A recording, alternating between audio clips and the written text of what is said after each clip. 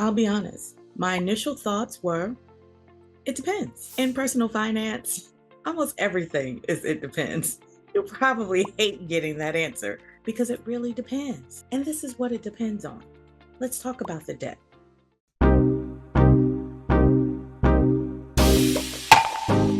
Hey, hey, hey.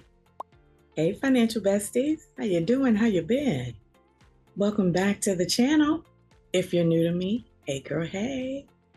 My name is Malika, and I am a money coach and the founder of my financial company, Fabulous Financials. I help women like you learn to invest with ease so you can get on a path to achieving financial independence and living whatever you love. On this channel, we talk about investing, personal finance, and all things that entails financial independence, as well as the joy of life after achieving financial independence. If that sounds like your vibe, then I invite you to join my tribe, subscribe to the channel, and turn on that notification bell because you will be notified the next time I upload a new video or go live. So welcome. I know a lot of you have financial goals for the new year. Some of you are paying off debt. Some of you are trying to save for your rainy day fund, your sunny day fund. And some of you are investing for retirement or investing to build wealth so you can quit your job too.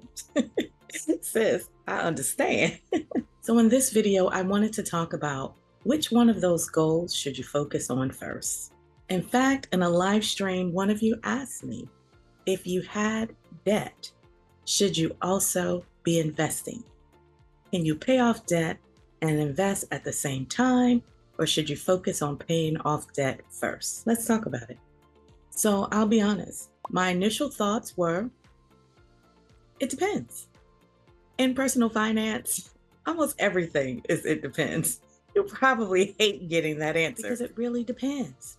And this is what it depends on. Let's talk about the debt. Do you have high interest consumer debt, like credit cards, and the interest rate is 18, 20, 22, 24%? Or do you have some personal debt that's like a personal loan or a car loan, and the interest rate is, let's say, maybe 10%? Or do you have student loans or a mortgage loan? And let's say that interest rate is between 5 and 7%, right? So you see the difference in the interest rates. In that case, I would say if you have high interest rate debt, meaning in the double digits, if I were in your shoes, I would prioritize paying off the high interest rate debt first. And even that has a caveat. But here is why I would choose to pay off the high interest rate debt first. So if you have high interest rate debt, like credit card debt, and your interest is 18% or more, if you don't pay off that credit card debt, you are paying the credit card company 18% every single year on the balance that you owe. So while you're paying off that debt, the balance is continuing to grow because it's compounding by 18% per year. If you choose to take the money and invest in the stock market, unless you're an active investor that knows how to beat the market, at most you're going to get the average market return, which is about 10%. So between 8 and 10% is about the average return of the stock market.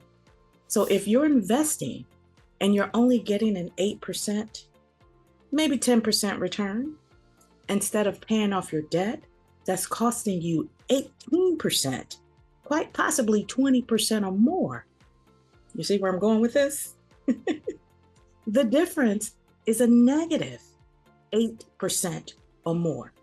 So while your money is trying to work for you, you're still digging the hole deeper and deeper and deeper because you owe more on your debt than what you're earning through investing. But remember when I said there was a caveat to that too. So even if you have high interest debt that you're paying double-digit interest rates on, it may still be in your best interest to invest at the same time if you have access to a retirement plan where your employer matches your contribution. And here's why that makes sense. So, remember when I said the average return of the stock market is about 8 to 10% per year. And it doesn't make sense to only earn 8 to 10% per year when you owe 18% or more on high interest credit card debt. However, if you are investing in an employer-sponsored retirement plan and your employer matches your contributions, let's say you put in $500 and your employer matches it and put in $500.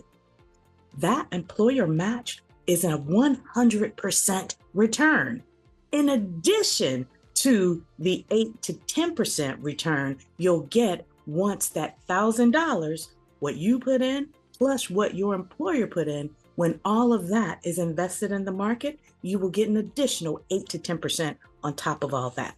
But because you only put in $500, but you're investing $1,000, and that $1,000 is earning an 8 to 10% annual return, then it makes sense to put money into your retirement account investments because you're earning a higher return than what you're paying on your high interest credit card debt. So basically, to answer your question, should you pay off debt or invest, or is it okay to pay off debt and invest?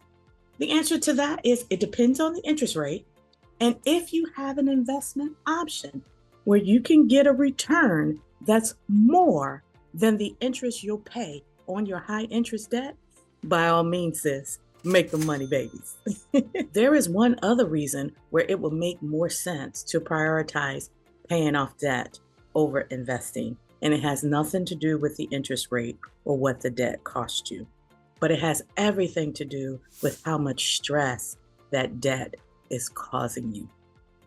If you have debt that is keeping you up at night, if you have debt that gives you anxiety, if you have debt that puts a knot in the pit of your stomach, let's say that debt is a result of a divorce and you're pissed off because your ex-husband left you with a boatload of credit card debt, or let's say that debt is a result of a foreclosure on a home or a repossession or some negative life experience where you were just going through a really, really rough time in your life, and that time is behind you now and you're doing much, much better, and you're no longer in the hole, but that debt is still lingering over your head like a gray cloud that rains on your parade, and you just cannot wait to get rid of it.